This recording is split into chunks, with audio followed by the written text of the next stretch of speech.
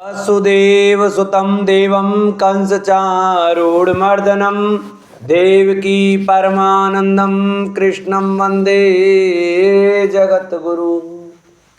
नारायणं नमस्कृत्य नरं चैव नरोत्तमं देवीं सरस्वतीं व्यासं ततो जयमुदीरये। शान्ताकारं भुजगशयनं पद्मनाभं सुरेशं विश्वाधारं गगनसदृशं मेघवर्णशुभांगं लक्ष्मीकान्तकमलनयनं योगविद्यार्यनगम्यं वन्दे विष्णुभवहरं सर्वलोकैकनाथं। बोलो भागवत भगवान की जय। प्रिय भक्तजनों, आज हम आपको श्रीमद् भागवत महापुराण के पंचम स्कंद के 18वें अध्याय की कथा सुनाएंगे, जिसमें कि भिन्न भिन्न वर्षों का वर्णन, इस कथा का वर्णन सुनाया जाएगा। तो सभी भक्तजन हमारी श्रीमद् भागवत महापुराण की कथा को बड़े श्रद्धा भाव और प्रसन्नचित मन से सुने। जो भक्त हमारे चैनल पर नए जुड़े हैं, जिन्होंने अभी तक चैनल को सब्सक्राइब नहीं किया है, वो हमारे चैनल को सब्सक्राइब करें, वीडियो को लाइक करें और कमेंट में राधे राधे ओम नमो भगवते वासुदेवाय अवश्य लिखें। आइए भक्तों, कथा को प्रारंभ करते हैं। बोलो भागवत भगवान की जय, बोलो सुखदेव भगवान की जय, बोलो परीक्षित महाराज की जय, बोलो बांके बिहारी लाल की जय। श्री सुखदेव जी कहते हैं, राजन, भद्राश्व वर्ष में धर्मपुत्र भद्रश्रवा और उनके मुख्य सेवक भगवान वासुदेव की हयग्रीव संज्ञक धर्ममयी प्रिय मूर्ति को अत्यंत समाधि निष्ठा के द्वारा हृदय में स्थापित कर इस मंत्र का जप करते हुए इस प्रकार स्तुति करते हैं। भद्रश्रवा और उनके सेवक कहते हैं, चित्त को विशुद्ध करने वाले ओमकार स्वरूप भगवान धर्म को नमस्कार है। अहो, भगवान की लीला बड़ी विचित्र है, जिसके कारण यह जीव संपूर्ण लोकों का संहार करने वाले काल को देखकर भी नहीं देखता और तुच्छ विषयों का सेवन करने के लिए पाप में विचारों की उधेड़ बुन में लगा हुआ अपने ही हाथों अपने पुत्र और पिता की लाश को जलाकर भी स्वयं जीते रहने की इच्छा करता है। विद्वान लोग जगत को नश्वर बताते हैं और सूक्ष्मदर्शी आत्मज्ञानी ऐसा ही देखते भी हैं। तो भी जन्म रहित प्रभु, आपकी माया से लोग मोहित हो जाते हैं। आप अनाथ हैं तथा आपके कृत्य बड़े विस्मयजनक हैं। मैं आपको नमस्कार करता हूँ। परमात्मन, आप अकर्ता और माया के आवरण से रहते हैं, तो भी जगत की उत्पत्ति, स्थिति और प्रलय ये आपके ही कर्म माने गए हैं। सो ठीक ही है, इसमें कोई आश्चर्य की बात नहीं है, क्योंकि सर्वात्म रूप से आप ही संपूर्ण कार्यों के कारण हैं और अपने शुद्ध स्वरूप में इस कार्य कारण भाव से सर्वथा अतीत हैं। आपका विग्रह मनुष्य और घोड़े का संयुक्त रूप है। प्रलय काल में जब तम प्रधान दैत्यगण वेदों को चुरा ले गए थे, तब ब्रह्मा जी की प्रार्थना करने पर आपने उन्हें रसातल से लाकर दिया। ऐसे अमोद लीला करने वाले सत्य संकल्प आपको मैं नमस्कार करता हूँ। हरिवर्ष खंड में भगवान नरसिंह रूप से रहते हैं। उन्होंने यह रूप जिस कारण से धारण किया था, उसका आगे सप्तम स्कंद में वर्णन किया जाएगा। भगवान के उस प्रिय रूप की महाभागवत प्रहलाद जी उस वर्ष के अन्य पुरुषों के सहित निष्काम एवं अन्य भक्ति भाव से उपासना करते हैं। ये प्रहलाद जी पुरुषोचित गुणों से संपन्न हैं तथा इन्होंने अपने शील और आचरण से दैत्य और दानवों के कुल को पवित्र कर दिया है। वे इस मंत्र तथा स्तोत्र का जप पाठ करते हैं। ओंकार स्वरूप भगवान श्री नरसिंह देव को नमस्कार है। आप अग्नि आदि तेजों के भी तेज हैं, आपको नमस्कार है। हे वज्रनख, हे वज्रदृष्ट, आप हमारे समीप प्रकट होइए, हमारी कर्म वासनाओं को जला डालिए, हमारे अज्ञान रूप अंधकार को नष्ट कीजिए। ओम स्वाहा। हमारे अंतःकरण में अभयदान देते हुए प्रकाशित होइए। ओम ध्योम। नाथ, विश्व का कल्याण हो, दुष्टों की बुद्धि शुद्ध हो, सब प्राणियों में परस्पर सद्भावना हो, सभी एक दूसरे का हित चिंतन करें, हमारा मन शुभ मार्ग में प्रवृत्त हो और हम सबकी बुद्धि निष्काम भाव से भगवान श्री हरि में प्रवेश करे। प्रभु, घर, स्त्री, पुत्र, धन और भाई बंधुओं में हमारी आसक्ति ना हो, यदि हो तो केवल भगवान के प्रेमी भक्तों में ही। जो संयमी पुरुष केवल शरीर निर्वाह के योग्य अनादि से संतुष्ट रहता है, उसे जितना शीघ्र सिद्धि प्राप्त होती है, वैसी इंद्रिय लोलुप पुरुष को नहीं होती।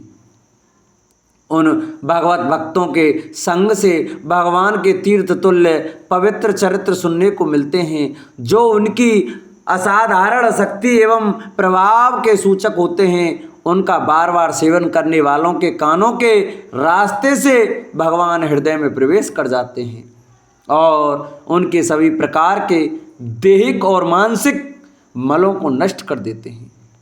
फिर भला उन भगवत भक्तों का संग कौन न करना चाहेगा। जिस पुरुष की भगवान में निष्काम भक्ति है, उसके हृदय में समस्त देवता धर्म ज्ञान आदि संपूर्ण सद्गुणों के सहित सदा निवास करते हैं। किंतु जो भगवान का भक्त नहीं है, उसमें महापुरुषों के वे गुण आ ही कहाँ से सकते हैं। वह तो तरह तरह के संकल्प करके निरंतर तुच्छ वारी विषयों की ओर ही दौड़ता रहता है। जैसे मछलियों को जल अत्यंत प्रिय है, उनके जीवन का आधार होता है, उसी प्रकार साक्षात श्री हरि ही समस्त देहधारियों के प्रियतम आत्मा हैं। उन्हें त्याग कर यदि कोई महत्वाभिमानी पुरुष घर में आसक्त रहता है, तो उस दशा में स्त्री पुरुषों का बड़प्पन केवल आयु को लेकर ही माना जाता है, गुण की दृष्टि से नहीं। अतः असुरगण, तुम तृष्णा, राग, विषाद, क्रोध, अभिमान, इच्छा, भय, दीनता और मानसिक संताप के मूल तथा जन्म मरण रूप संसार चक्र का वहन करने वाले ग्रह आदि को त्याग कर भगवान नरसिंह के निर्भय चरण कमलों का आश्रय लो। केतुमाल वर्ष में लक्ष्मी जी का तथा संवत्सर नामक प्रजापति के पुत्र और पुत्रियों का प्रिय करने के लिए भगवान कामदेव रूप से निवास करते हैं। उन रात्रि की अभिमानी देवता रूप कन्याओं और दिवसाभिमानी देवता रूप पुत्रों की संख्या मनुष्य की 100 वर्ष की आयु के दिन और रात के बराबर अर्थात 36 हजार वर्ष है, और वे ही उस वर्ष के अधिपति हैं। वे कन्याएं परम पुरुष श्री नारायण के श्रेष्ठ अस्त्र सुदर्शन चक्र के तेज से डर जाती हैं, इसलिए प्रत्येक वर्ष के अंत में उनके गर्भ नष्ट होकर गिर जाते हैं। भगवान अपने सुललित गति विलास से सुशोभित मधुर मधुर मंद मुस्कान से मनोहर लीलापूर्ण चारु चितवन से कुछ उजके हुए सुंदर भ्रूमंडल की छबीली छटा के द्वारा वदनारविंद का रास राशि सौंदर्य उड़ेल कर सौंदर्य देवी श्री लक्ष्मी को अत्यंत आनंदित करते हैं और स्वयं भी आनंदित होते रहते हैं। श्री लक्ष्मी जी परम समाधि योग के द्वारा भगवान के उस माया में स्वरूप की रात्रि के समय प्रजापति संवत्सर की कन्याओं सहित और दिन में उनके पतियों के सहित आराधना और वे इस मंत्र का जप करती हुई भगवान की स्तुति करती हैं, जो इंद्रियों के नियंता और संपूर्ण श्रेष्ठ वस्तुओं के आकर हैं। क्रिया शक्ति, ज्ञान शक्ति और संकल्प, अव्यवसाय आदि चित्त के धर्मों तथा उनके विषयों के अधीश्वर हैं। 11 इंद्रिय और 5 विषय इन 16 कलाओं से युक्त हैं, वेदोक्त कर्मों से प्राप्त होते हैं तथा अनन्य अमृतमय और सर्वमय हैं। उन मानसिक, इंद्रियक एवं शारीरिक वल स्वरूप परम सुंदर भगवान कामदेव को ओम हाम ह्रीम ह्रूम इन बीज मंत्रों के सहित सब ओर से नमस्कार है। भगवान, आप इंद्रियों के अधीश्वर हैं। स्त्रियां तरह तरह के कठोर व्रतों से आपकी ही आराधना करके अन्य लौकिक पतियों की इच्छा किया करती हैं, किंतु वे उनके प्रिय पुत्र, धन और आयु की रक्षा नहीं कर सकते, क्योंकि वे स्वयं ही परतंत्र हैं। सच्चा पति, रक्षा करने वाला या ईश्वर वही है जो स्वयं सर्वथा निर्भय हो और दूसरे भयभीत लोगों की सब प्रकार से रक्षा कर सके। ऐसे पति एकमात्र आप ही हैं। यदि एक से अधिक ईश्वर माने जाएं तो उन्हें एक दूसरे से भय होने की संभावना है। अतएव आप अपनी प्राप्ति से बढ़कर और किसी लाभ को नहीं मानते। भगवान, जो स्त्री आपके चरण कमलों का पूजन ही चाहती हैं और किसी वस्तु की इच्छा नहीं करती, उसकी सभी कामनाएं पूर्ण हो जाती हैं, किंतु जो किसी एक कामना को लेकर आपकी उपासना करती हैं, उसे आप केवल वही वस्तु देते हैं और जब भोग समाप्त होने पर वह नष्ट हो जाती है तो उसके लिए उसे संतप्त होना पड़ता है। अजित, मुझे पाने के लिए इंद्रिय सुख के अभिलाषी ब्रह्म और रुद्र आदि समस्त सुरासुरगण घोर तपस्या करते रहते हैं, किंतु आपके चरण कमलों का आश्रय लेने वाले भक्त के सिवा मुझे कोई पा नहीं सकता, क्योंकि मेरा मन तो आप में ही लगा रहता है।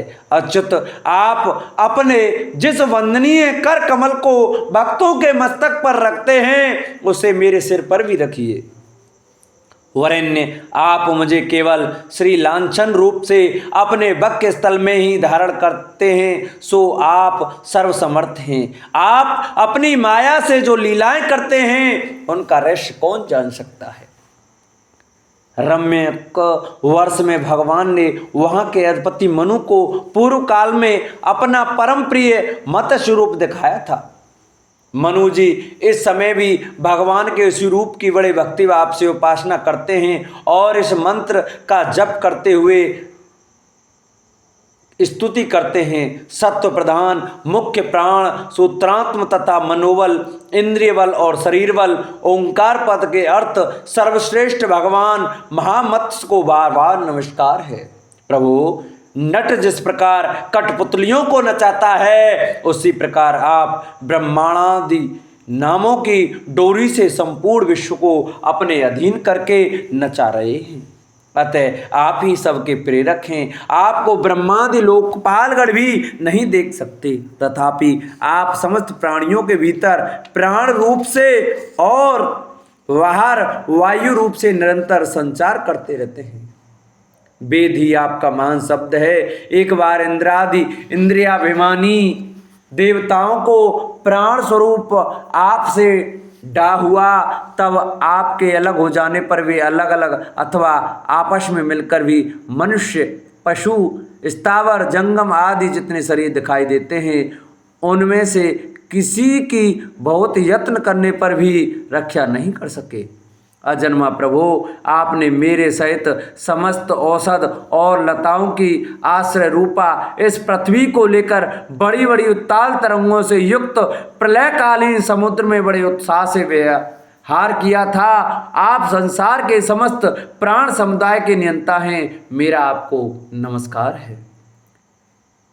हिरण्यमय वर्ष में भगवान कच्छप रूप धारण करके रहते हैं। वहाँ के निवासियों के सहित पितृराज अर्यमा भगवान की उस प्रियतम मूर्ति की उपासना करते हैं और इस मंत्र का निरंतर जपते हुए स्तुति करते हैं, जो संपूर्ण सत्वगुण से युक्त हैं।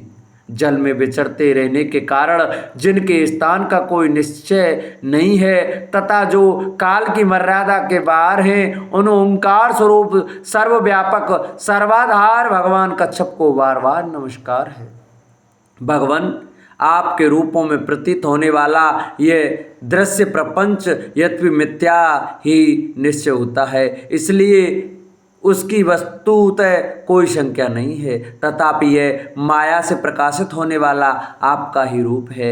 ऐसे अनिर्वचनीय रूप से आपको मेरा नमस्कार है। एकमात्र आप ही जरायुज, स्वेदुज, अंडज, उद्विज, जंगम, स्थावर, देवता, ऋषि पितृगण, भूत, इंद्रिय, स्वर्ग, आकाश, पृथ्वी, पर्वत, नदी, समुद्र, द्वीप, ग्रह और तारा आदि विभिन्न नामों से प्रसिद्ध हैं। आप असंख्य नाम, रूप और आकृतियों से युक्त हैं। कपिल आदि विद्वानों ने जो आप में 24 तत्वों की संख्या निश्चित की है, वह जिस तत्व दृष्टि का उदय होने पर निवृत्त हो जाती है, वह भी वस्तुतः आपका ही स्वरूप है। ऐसे सांख्य सिद्धांत स्वरूप आपको मेरा नमस्कार है। उत्तर कुरुवर्ष में भगवान यज्ञ पुरुष 12 मूर्ति धारण करके विराजमान हैं। वहाँ के निवासियों के सहित साक्षात पृथ्वी देवी उनकी अविचल भक्ति भाव से उपासना करती हैं और इस परमोत्कृष्ट मंत्र का जाप करती हुई स्तुति करती हैं, जिनका तत्व मंत्रों से जाना जाता है, जो यज्ञ और क्रतु रूप हैं तथा बड़े बड़े यज्ञ जिनके अंग हैं, उन ओंकार स्वरूप शुक्ल कर्म में त्रियुग मूर्ति पुरुषोत्तम भगवान बारे को बार बार नमस्कार है। ऋत्विजगण जिस प्रकार अरण्य रूप काष्ठ खंडों में छिपी हुई अग्नि को मंथन द्वारा प्रकट करते हैं, उसी प्रकार कर्माशक्ति एवं कर्म फल की कामना से छिपे हुए जिनके रूप को देखने की इच्छा से परम प्रवीण पंडित जन अपने विवेक युक्त मन रूप मंथन काष्ठ से शरीर एवं इंद्रियादि को बिलो डालते हैं। इस प्रकार मंथन करने पर अपने स्वरूप को प्रकट करने वाले आपको नमस्कार है। विचार तथा यम नियमादि योगांगों के साधन से जिनकी बुद्धि निश्चयात्मिका हो गई है, वे महापुरुष द्रव्य विषय क्रिया इंद्रियों के व्यापार हेतु इंद्रियाधिष्ठाता देवता अयन शरीर ईश काल और कर्ता अहंकार आदि माया के कार्यों को देखकर जिनके वास्तविक स्वरूप का निश्चय करते हैं, ऐसे मायिक आकृतियों से रहित आपको बार बार नमस्कार है। जिस प्रकार लोहा जड़ होने पर भी चुंबक की सन्निधि मात्र से चलने फिरने लगता है, उसी प्रकार जिन सर्वसाक्षी की इच्छा मात्र से जो अपने लिए नहीं बल्कि समस्त प्राणियों के लिए होती है, प्रकृति अपने गुणों के द्वारा जगत की उत्पत्ति स्थिति और प्रलय करती रहती है, ऐसे संपूर्ण गुणों एवं कर्मों के साक्षी आपको नमस्कार है। आप जगत के कारण भूत आदि सुकर हैं। जिस प्रकार एक हाथी दूसरे हाथी को पछाड़ देता है, उसी प्रकार गजराज के समान क्रीड़ा करते हुए आप युद्ध में अपने प्रतिद्वंदी हिरण्याक्ष दैत्य को दलित करके मुझे अपनी डाढ़ों की नोक पर रखकर रसातल से प्रलय पयोध के बाहर निकले थे। मैं आप सर्वशक्तिमान प्रभु को बार बार नमस्कार करती हूँ। बोलो भागवत भगवान की जय, बोलो व्यास भगवान की जय, बोलो सुखदेव भगवान की जय, बोलो परीक्षित महाराज की जय। प्रिय भक्तजनों, आज की कथा को हम यहीं विश्राम देते हैं। कल की कथा में हम आपको किम पुरुष और भारतवर्ष का वर्णन सुनाएंगे। तो सभी भक्तजन हमारी श्रीमद् भागवत महापुराण की कथा को प्रतिदिन बड़ी श्रद्धा भाव और प्रसन्नचित्त मन से सुने। जो भक्त हमारे चैनल पर नए जुड़े हैं, जिन्होंने अभी तक हमारे चैनल को सब्सक्राइब नहीं किया है, वो हमारे चैनल को सब्सक्राइब करें, वीडियो को लाइक करें और कमेंट में ओम नमो भगवते वासुदेवाय अवश्य लिखें। बोलो भागवत भगवान की जय।